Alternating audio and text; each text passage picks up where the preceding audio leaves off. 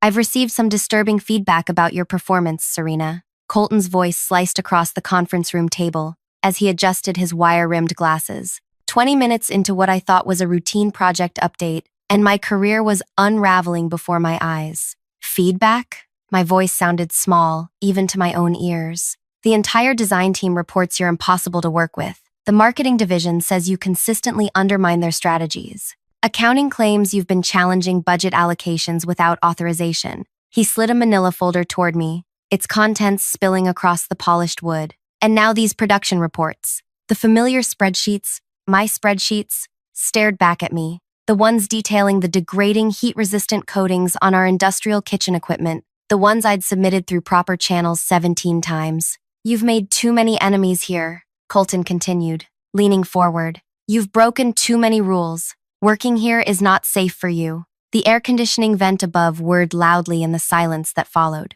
These reports show equipment failures that could harm people, I said, voice steadier than I felt. I've been trying to address this for months. You've been trying to make yourself the hero by creating problems where none exist, he corrected, tapping his pen against the table. We've been manufacturing this equipment for 15 years without issue. The suppliers changed 6 months ago. The new coatings are within industry standards. His tone left no room for debate. The problem isn't the equipment, Serena. It's you. You transferred from assembly to quality control and suddenly think you know better than everyone else. My fingers traced the burn scar on my left wrist, a permanent reminder of my years on the production line. I knew this equipment better than anyone in management ever would. I've scheduled meetings with clients who return damaged units, I said. I can prove. You will cancel those meetings immediately. Colton's face flushed red. That's exactly the kind of unauthorized action I'm talking about. The decision has already been made. Either resign with a decent reference,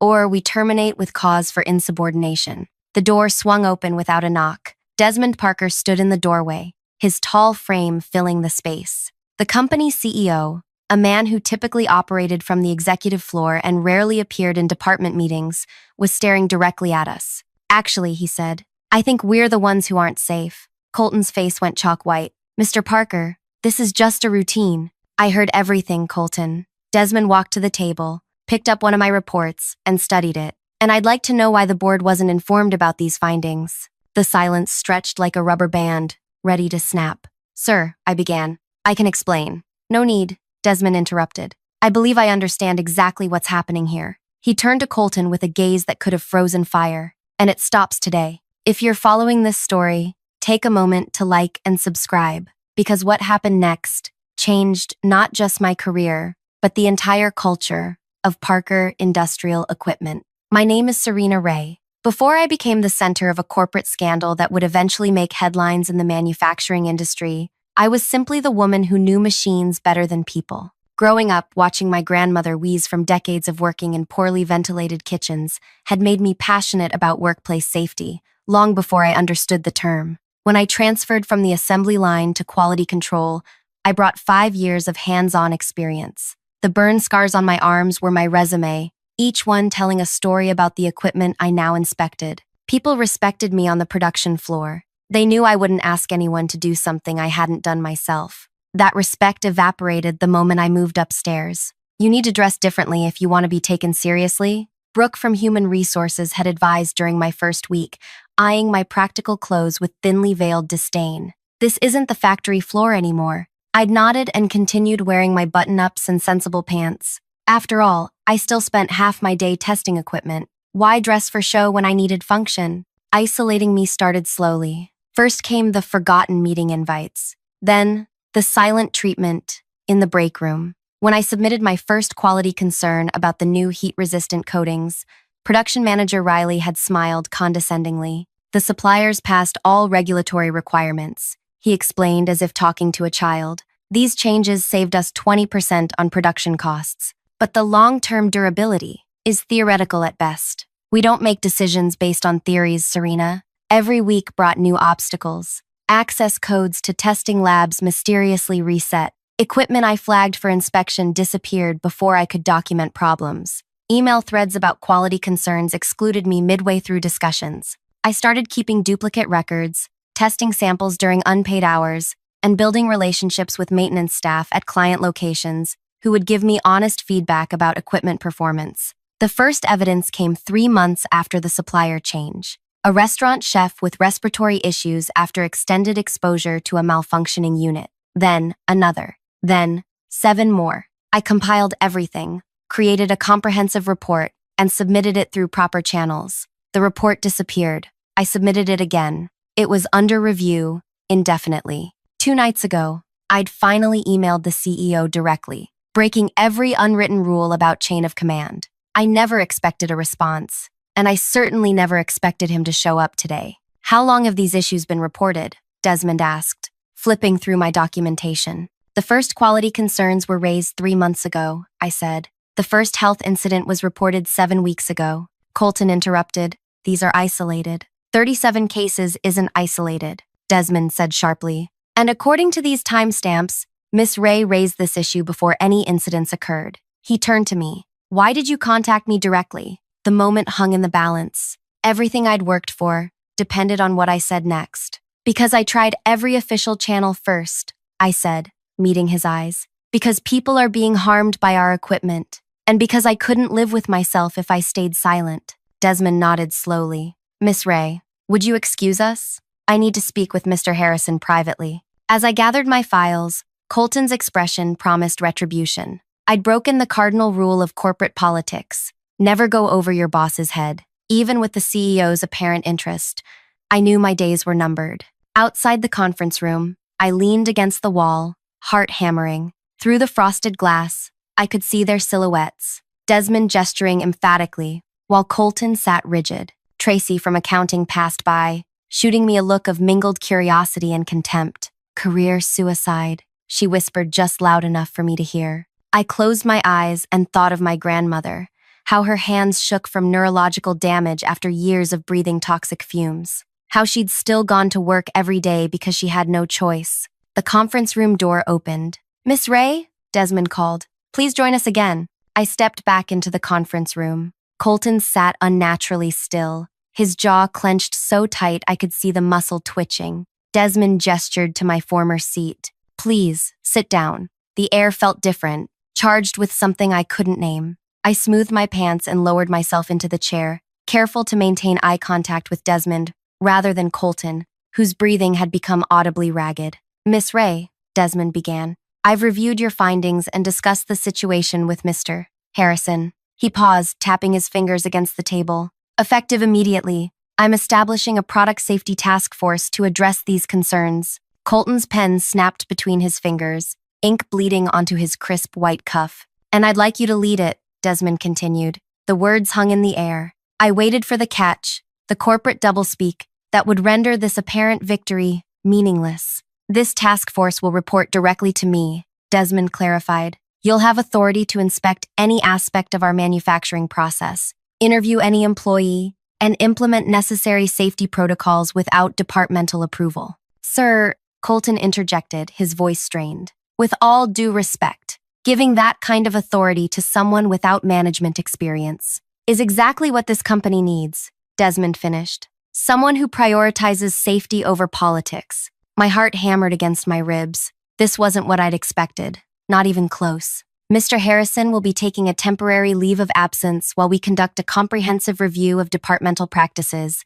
Desmond added, not looking at Colton. During which time, Miss Ray, you'll assume oversight of quality control operations. Colton stood abruptly, his chair squealing against the floor. This is outrageous. One disgruntled employee makes unsubstantiated claims, and your 37 documented cases are not unsubstantiated, Desmond cut in, his voice steel. And the emails I've reviewed showing systematic suppression of Miss Ray's concerns suggest this goes beyond a simple oversight. He turned to me. Do you accept this position? 1,000 thoughts crashed through my mind. The sabotage I'd faced, the colleagues who'd turned against me, the battles still to come. But above all, I thought of my grandmother, who never had anyone to fight for her safety. Yes, I said. I accept. Excellent. Desmond stood. I've arranged for you to meet with our legal team immediately. Mr. Harrison, please clear your office by the end of the day. Colton's face contorted with rage as he gathered his things. At the door, he paused long enough to whisper,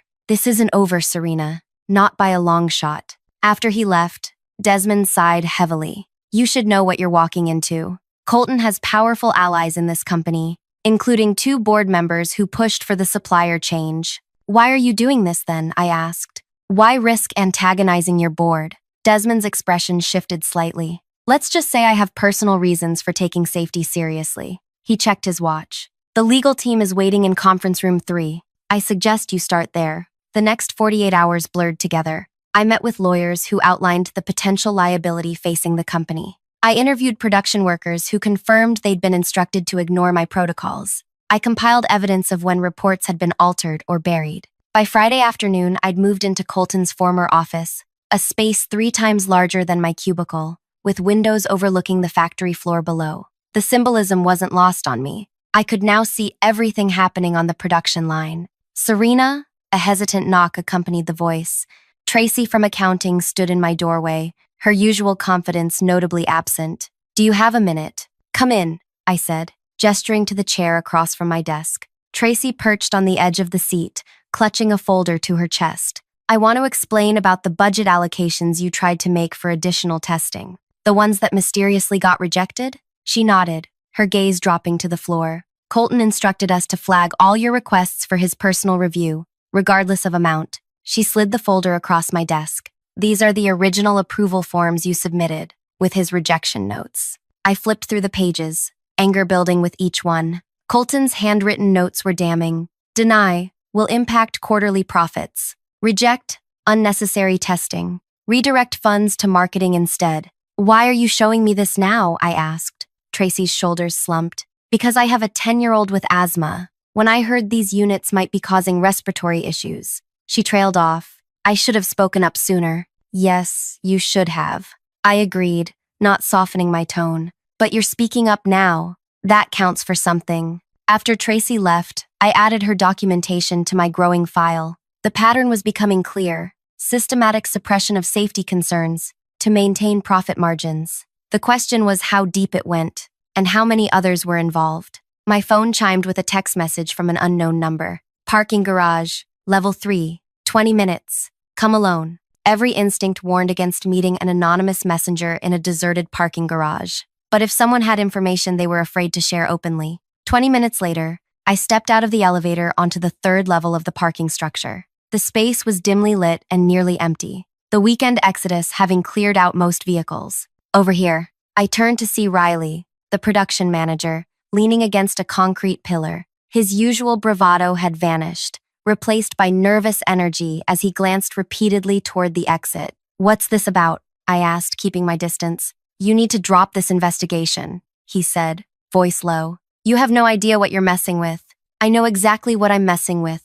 Defective products that are harming people. Riley ran a hand through his hair. It's bigger than that. The supplier change wasn't just about cost cutting. There are connections. What kind of connections? The kind that get people hurt if they ask too many questions. He stepped closer. Look, I'm not your enemy. I'm trying to help you. Walk away while you still can. I studied his face, the deep shadows under his eyes, the slight tremor in his hands. You're scared. You should be too, he countered. Colton isn't working alone. He's protected. By whom? Riley checked his watch. I've said too much already. Just think about what I told you. As he turned to leave, I called after him. Why warn me at all? He paused, half turning. My sister works at a restaurant that uses our equipment. She's been having breathing problems for months. With that, he disappeared into the stairwell. I drove home in silence, mind racing. Riley's warning had transformed this from a safety issue into something more sinister. If Colton had powerful protection, my new position might be more precarious than I'd realized. My apartment felt especially empty that night. I'd never minded living alone before, had even preferred it. But now, checking the locks twice and drawing all the blinds, I felt exposed. Sleep came fitfully, interrupted by dreams of shadowy figures in parking garages and faceless board members watching me through windows. Monday morning brought a new challenge. My first company-wide quality team meeting as director. 20 people filed into the conference room, faces ranging from openly hostile to cautiously curious. These were the same colleagues who had ignored my emails, excluded me from discussions, and whispered behind my back for months. I let the silence stretch uncomfortably before speaking. I know what most of you think of me. I began, not bothering with pleasantries. The assembly line worker who doesn't know her place. The troublemaker, the snitch who went over everyone's head. I placed my hands flat on the table. I won't apologize for protecting people's safety. Amber, the procurement specialist who had processed the supplier change, rolled her eyes. Nobody is against safety. You're being dramatic. Am I? I opened my laptop and turned it to face the room. On screen was a video of a chef in a commercial kitchen. As he worked over a cooking range with our logo clearly visible, he began coughing uncontrollably, eventually dropping to his knees, gasping for breath. The room went silent. This happened last week, I said quietly. He worked with our equipment for 4 months before developing symptoms. He's 32 years old with no previous health issues. I closed the laptop. Each of you has a choice to make. Help me fix this and protect our customers, or continue obstructing safety measures. But understand this, I will fix these issues, with or without your cooperation. And if we choose not to help, asked Devin, Colton's former assistant, then update your resumes, I said simply, because this company is changing, starting today. The meeting dissolved into heated discussion, with the room quickly dividing into factions. Some immediately offered support, while others gathered their things and left without another word. By the end, 7 people remained, less than half, but more than I'd expected. What do you need from us? Asked Zora, a quiet engineer who had always been civil, but never openly supportive. Everything you know about the supplier change and why it was pushed through so quickly, I answered. And any documentation you can find about when concerns were raised and how they were handled. As they left to gather information, I felt a glimmer of hope. Maybe, just maybe, I could make real change. That hope dimmed considerably when I returned to my office and found Desmond waiting for me, his expression grave. We need to talk, he said, closing the door behind me. The board has called an emergency meeting for tomorrow morning. My stomach tightened. About what? About you. He sighed heavily. Colton has filed a formal complaint alleging you've created a hostile work environment and are conducting a witch hunt against management. That's ridiculous. I know that, Desmond interrupted. But 2 board members are backing him. They're questioning my decision to promote you, without board approval. Can they reverse it? They can try. He studied me carefully. How much evidence have you gathered so far? Some. Not enough to conclusively prove who knew what and when. Desmond nodded slowly. Then you have until 9 a.m. tomorrow to find more. The board meeting starts at 10. He headed for the door, then paused. Whatever you do, don't tell anyone what you're looking for. We don't know who else might be involved. After he left, I stared at the mountain of files before me. Somewhere in this mess was the evidence I needed, proof that the safety issues were known, deliberately concealed, and allowed to continue despite documented harm. I called the small team that had stayed after my meeting. I need you all to come back, now, and tell no one what we're doing. As evening fell, we combed through thousands of documents, digital records, email chains, and meeting minutes. The picture that emerged was disturbing but frustratingly incomplete. We could prove Colton had rejected safety concerns and fast-tracked the supplier change, but not why, or who had authorized him to bypass standard protocols. At 11:47 p.m., my phone rang. A local number I didn't recognize. Is this Serena Ray? A woman's voice, low and urgent. Yes. Who is this? My name is Harper. I was Colton's executive assistant before Devin. I heard what's happening. She paused. There's something you need to see. What is it? Not over the phone. Her voice dropped further. Can you meet me? Tonight? Every instinct screamed danger, but I was out of options and out of time. Where? I asked. The diner across from the East Plant entrance. 30 minutes. Come alone. The line went dead before I could respond. I dismissed my exhausted team, telling them to get some rest before tomorrow's board meeting. None of us mentioned the obvious, that without more evidence, tomorrow might be our last day at the company. The diner was nearly empty when I arrived, just a few truck drivers nursing coffee at the counter. In the back booth, a woman with short dark hair watched me enter, her gaze never leaving mine as I approached. Harper? I asked. She nodded once. Sit down and keep your voice low.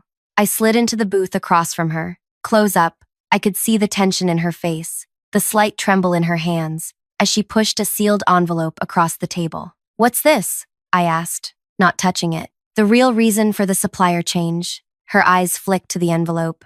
And why 2 board members are protecting Colton. I reached for the envelope, but she caught my wrist. Before you open this, you need to understand something. Harper whispered. If they find out I gave you this, I'll lose more than my job. These people are dangerous. Then why risk it? Her eyes glistened. My mother died last month. Respiratory failure after working in a kitchen using our equipment. She released my wrist. Open it somewhere private. And Serena, watch your back. As she stood to leave, I asked, why didn't you come forward sooner? Harper paused, a bitter smile crossing her face. I tried. 3 months ago. Ask your CEO what happened to that report. She walked out, leaving me alone with an envelope that suddenly felt like it weighed 1,000 pounds, and a new, disturbing question about exactly whose side Desmond Parker was really on. The envelope burned in my pocket during the drive home. Every set of headlights in my rearview mirror seemed to follow me deliberately. Every red light lasted an eternity. By the time I locked my apartment door behind me, my shirt was damp with sweat, despite the cool night. I placed the envelope on my kitchen table and stared at it. Harper's warning echoed in my mind. Ask your CEO what happened to that report. Had Desmond been playing me all along, setting me up as a scapegoat while pretending to be my champion? With trembling fingers, I broke the seal and emptied the contents onto the table. 3 items fell out: a flash drive, a handwritten letter, and a photograph. The photograph showed Colton shaking hands with a gray-haired man I didn't recognize. They stood in front of a private jet with a company logo I couldn't quite make out, nothing incriminating on its face. I unfolded the letter. Harper's handwriting was small and precise. Serena, the flash drive contains emails between Colton, board members, Elaine, and Victor, and executives at Northline Chemical. They knew the coding was dangerous months before implementation. They pushed it through anyway because of the arrangement you'll see in the financial documents. The man in the photo is Timothy Walsh, CEO of Northline. His daughter is married to Victor's son. Desmond received my report. He promised to investigate. 3 days later, I was transferred to the Idaho office. When I refused the transfer, I was terminated with a generous severance and strict NDA. Be careful who you trust. Harper. My hands shook as I plugged the flash drive into my laptop. It contained hundreds of files organized by date, each more damning than the last. Email from Colton to Victor. New coding reduces production costs by 43%. Minor safety concerns can be mitigated through warning labels. Reply from Victor. Excellent work. Northline has agreed to the investment terms. Push this through before quarterly review. Documents revealing a complex investment scheme. Northline provided their cheaper, substandard coding at exclusive rates. In exchange, Victor and Elaine channeled company pension fund investments into Northline subsidiaries,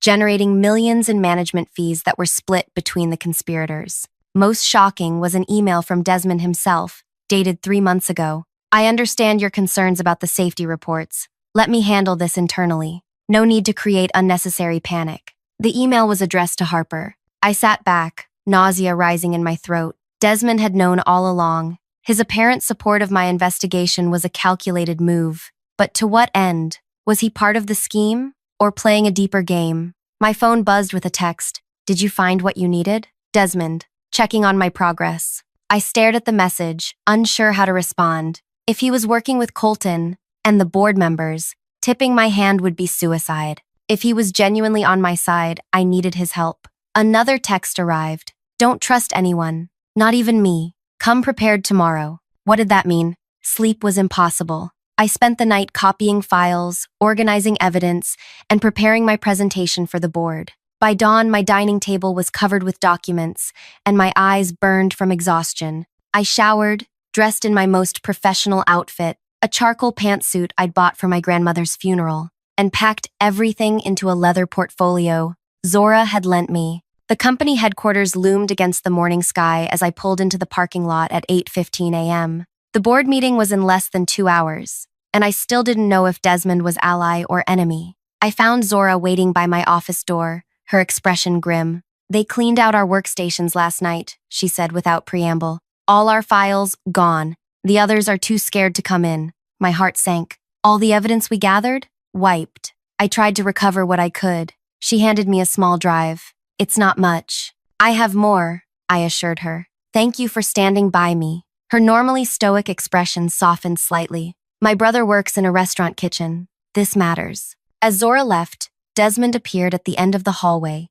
beckoning me to follow. I grabbed my things and hurried after him, my mind racing with questions. He led me to a small conference room I'd never seen before, tucked away in a corner of the executive floor. Once inside, he checked the hallway before closing the door. "I don't have much time," he said, voice low. "They've moved the board meeting up to 9. They're trying to finish this before you can present your findings." "Why should I trust you?" I demanded. "I know you received Harper's report months ago and did nothing." His expression remained neutral. "Is that what she told you?" "I have the emails, Desmond. You told her you'd handle it internally, then shipped her to Idaho." He nodded slowly. "Yes, I did, because 3 board members and the head of our largest division were involved in this scheme. I needed time to build a case that wouldn't be buried by their allies." "So you've been investigating them all along?" "Yes, but carefully. Too carefully, perhaps." He grimaced. "People have been harmed while I gathered evidence. That's on me." I studied his face, looking for deception.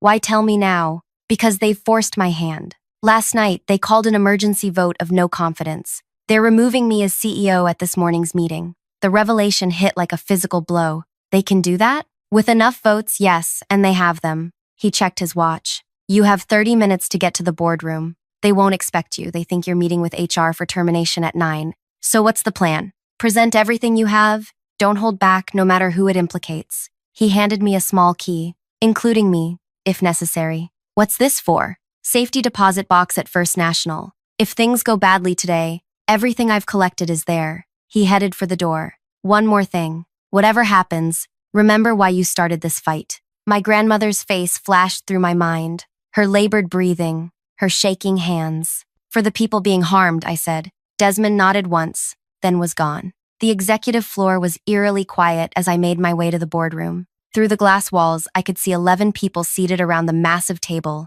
9 board members, Colton, and an empty chair presumably for Desmond. I took a deep breath, clutched my portfolio tighter, and pushed open the door. The conversation stopped instantly. 11 heads turned toward me, expressions ranging from shock to thinly veiled fury. "Miss Ray," said Elaine, the board chairwoman, "this is a closed meeting." "I was invited," I replied, moving to the front of the room before anyone could stop me. "By the CEO. Mr. Parker is no longer acting as CEO," Victor announced, his jowls quivering with barely contained anger. "The board has voted to relieve him of his duties, effective immediately." "On what grounds?" I asked, connecting my laptop to the presentation system. "That's board business," Elaine snapped. "You need to leave immediately." "Actually, I think you'll want to hear what I have to say first." I pulled up the first document, an email chain between Victor, Elaine, and Colton discussing how to bypass safety protocols for the new coding. Victor lunged for the controls, but I sidestepped him.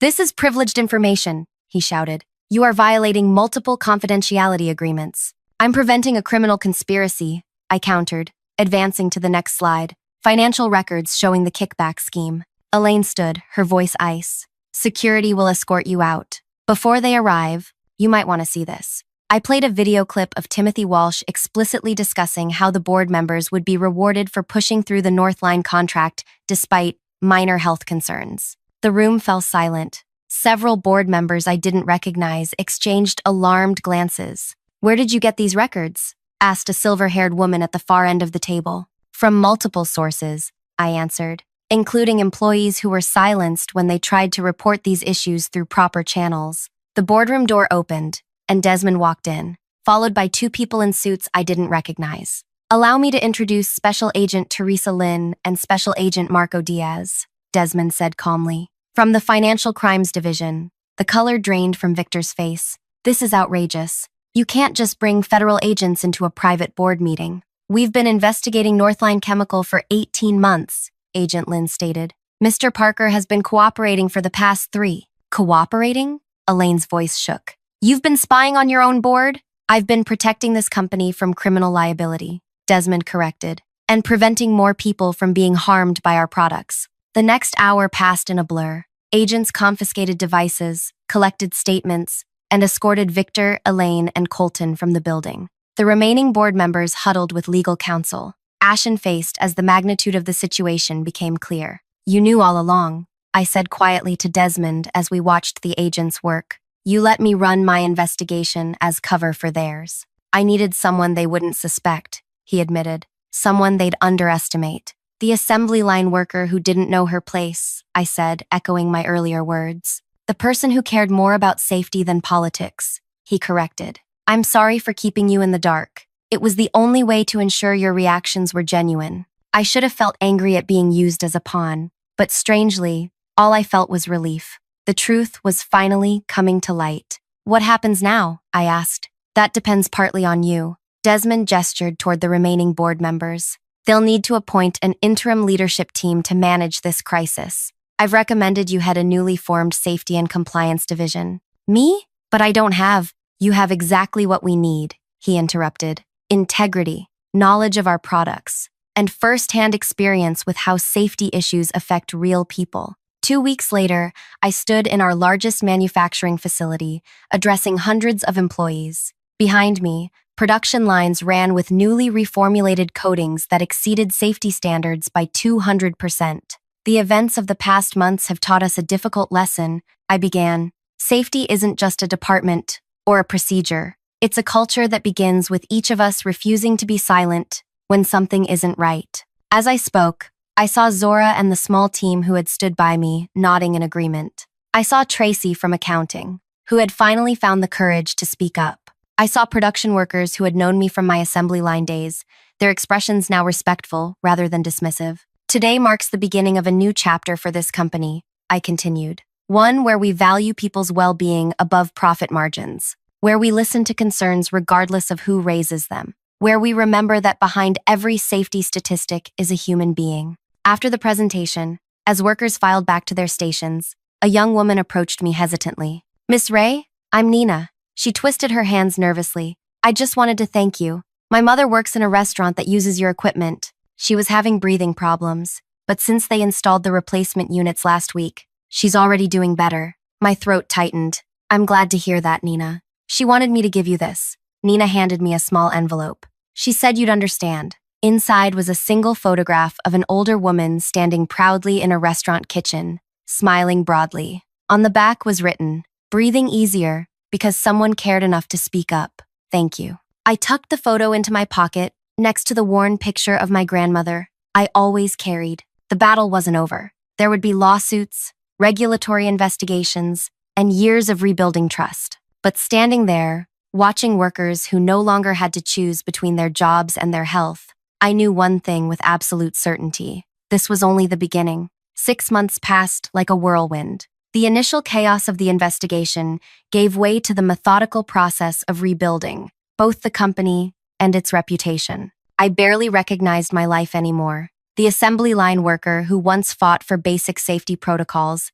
now led a team of 30 safety compliance specialists. My cramped apartment had been traded for a modest house closer to headquarters. And most importantly, not a single respiratory incident had been reported with our new equipment in over 4 months. But the past wasn't finished with us yet. They've accepted a plea deal, Desmond announced, closing the door to my office behind him. His expression was unreadable as he placed a legal document on my desk. The prosecutor just called. I scanned the agreement, my pulse quickening with each paragraph. Reduced charges, no jail time for Victor or Elaine, just fines and community service? For the financial crimes, yes. Desmond leaned against the wall, looking every day of his 53 years. The prosecutor says proving criminal intent for the safety violations would be challenging without more documentation. We gave them hundreds of files, I protested, which show negligence, but not explicit intent to harm, he sighed. Corporate law is frustratingly specific about these distinctions.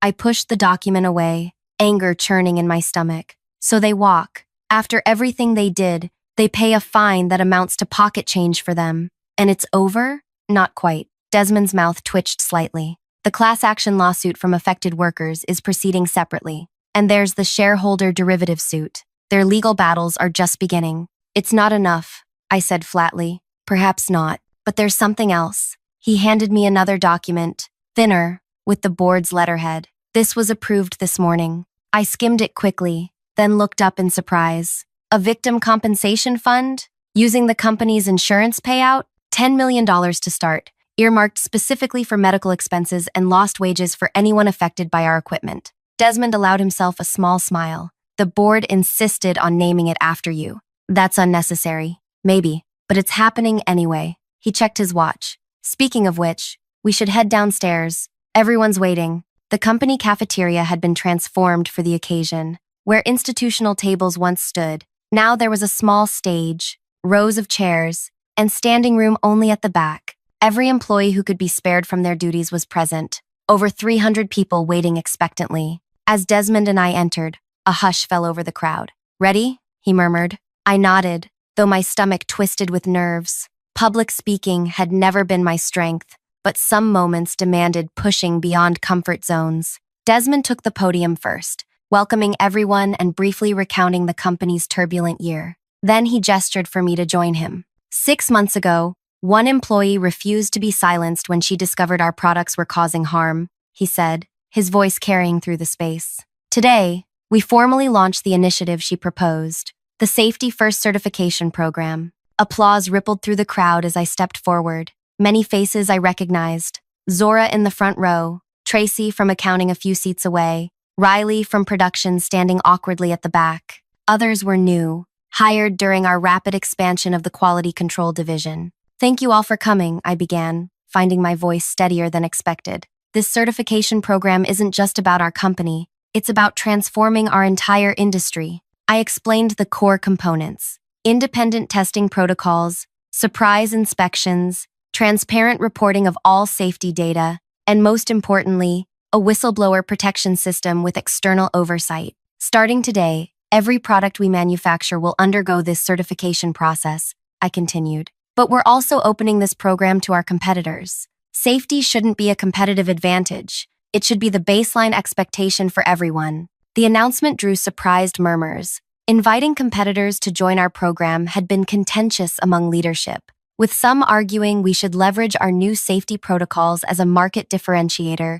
"I know some see this as giving away our competitive edge," I acknowledged, "but I see it differently. Every worker deserves to be safe, regardless of which company's equipment they use." As I concluded my remarks, someone near the back called out, "What about Colton and the board members who were involved?" The room went silent. Desmond shifted uncomfortably beside me. This wasn't in the prepared remarks, but the question deserved an answer. "As many of you know, the criminal case has resulted in a plea agreement," I said carefully. "Some may find the legal consequences insufficient. I certainly do." Desmond gave me a warning glance, but I continued. "However, there's more to justice than criminal penalties. Victor and Elaine have been permanently barred from serving on any corporate board. Their reputations are destroyed. Their assets are tied up in civil litigation that will likely continue for years." I paused, considering my next words. As for Colton, I received word this morning that his attempt to secure a position at Westridge Manufacturing was unsuccessful,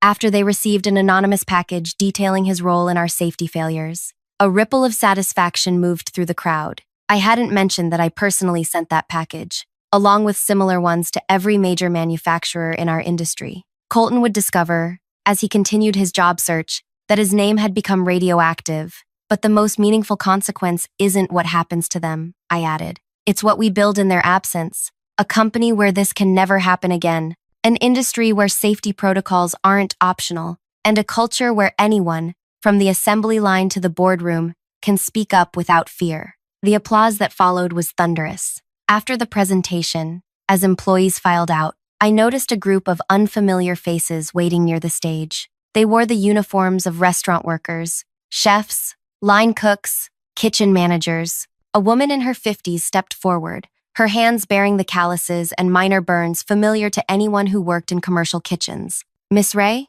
she said, extending her hand. "I'm Isabella. These are my colleagues from restaurants across the city. We wanted to thank you in person." "For what?" I asked, shaking her hand. "For remembering us," she said simply. "We've worked with faulty equipment our entire careers. Companies fix problems only when forced to, and usually with as little effort as possible." Her eyes held mine steadily. "You didn't just fix the problem. You made sure it can't happen again." "We brought you something," said a younger man beside her, holding out a worn cookbook. "It's signed by kitchen staff from 37 restaurants that use your equipment. We want you to have it." I opened the cover to find page after page of signatures, along with brief notes. My breathing improved within weeks of the replacement. No more headaches after 12-hour shifts. My doctor says my lung function is returning to normal. Emotion threatened to overwhelm me. These weren't abstract statistics or liability concerns. These were real people whose lives had been tangibly improved. "Thank you," I managed. "This means more than you know." After they left, Desmond found me still holding the cookbook, rereading the notes inside. "There's one more thing we need to discuss," he said. "The board meeting this morning wasn't just about the compensation fund." I looked up, suddenly wary. Despite all our progress, I'd learned to be cautious about board decisions. "They've approved my transition plan," he continued. "I'm stepping down as CEO at the end of the quarter." "What? Why?" "It's time. The company needs new leadership for this new chapter." He smiled slightly. "They've asked me to recommend my successor." The implication hung in the air between us. "No," I said immediately. "I'm not qualified. I've only been in management for 6 months. I don't have the experience, or—" "You have exactly what this company needs," Desmond interrupted. "Integrity, vision, and the courage to do what's right, regardless of personal cost. The board would never approve me. They already have, unanimously." He handed me yet another document,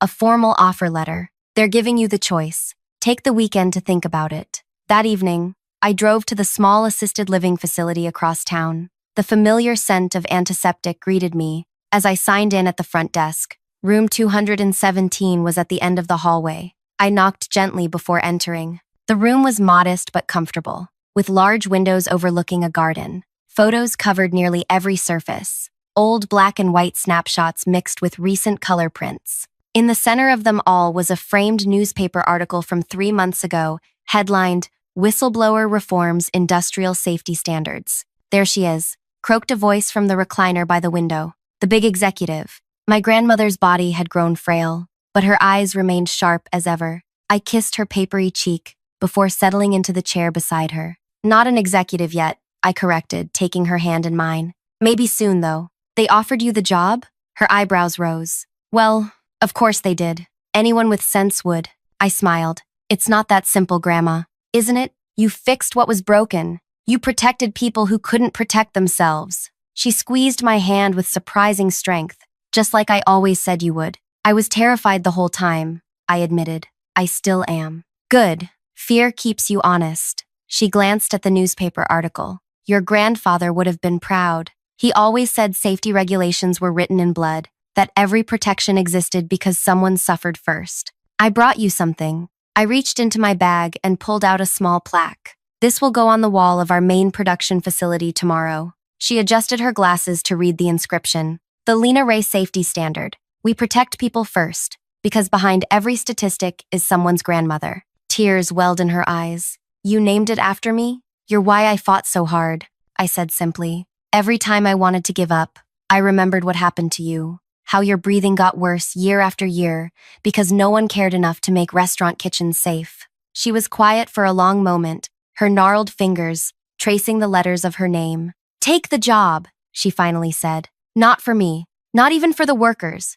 Do it because someone needs to show those corporate types that a factory girl can run things better than they ever did." I laughed despite myself. "Is that the only reason?" "No." Her expression grew serious. "Do it because you've already proven you can change things from the inside. Imagine what you could do from the top." 2 days later, I sat in Desmond's office, the acceptance letter signed and dated on his desk between us. "Any reservations?" he asked. "About 100, I admitted. "But I'm ready." "Good." He handed me a small wooden box. "This was given to me when I became CEO 15 years ago. Now it's yours." Inside was a simple brass key with no markings. "What does it open?" "The executive washroom," he deadpanned, then laughed at my expression. "I'm kidding. It doesn't open anything. It's symbolic, a reminder that leadership means unlocking potential in others, not just exercising your own power." I pocketed the key, touched by the gesture. "One more thing," Desmond said, his tone turning serious.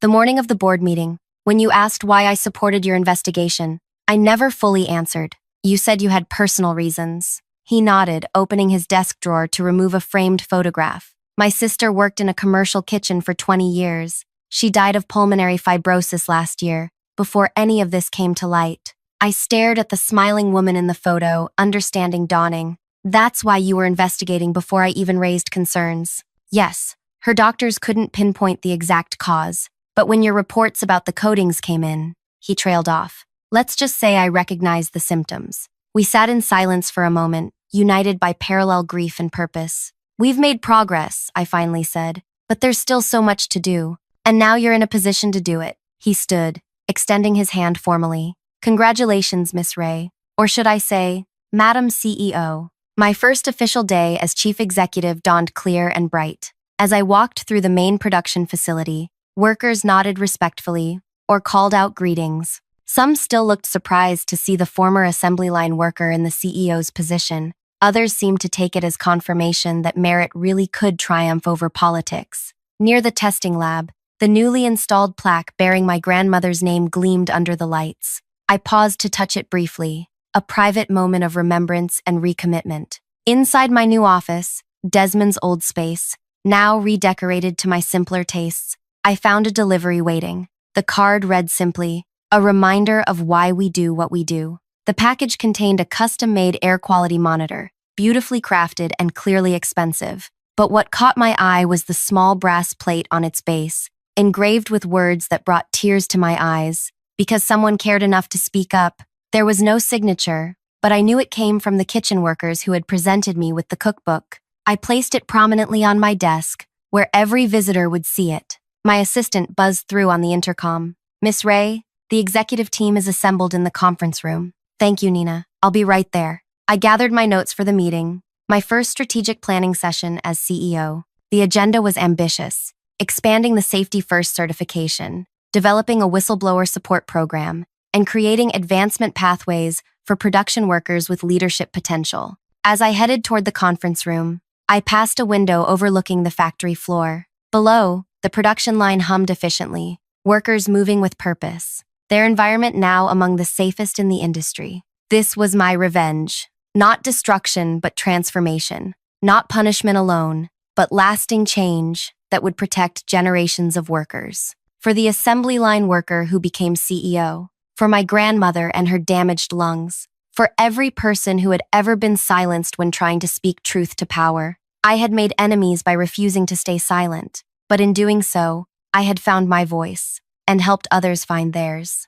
If you've stayed with this story until the end, perhaps you recognize something of yourself in it. Maybe you've witnessed wrongdoing and wondered if speaking up would matter. Or perhaps you've been silenced when trying to protect others. Remember this, change rarely comes from those with the most power. It comes from those with the most courage. Sometimes, making too many enemies is exactly what's needed to create lasting change. Like this story if it resonated with you. Subscribe for more tales of ordinary people facing extraordinary challenges. And share in the comments, what would you have done in Serena's position? Your voice matters here and everywhere else.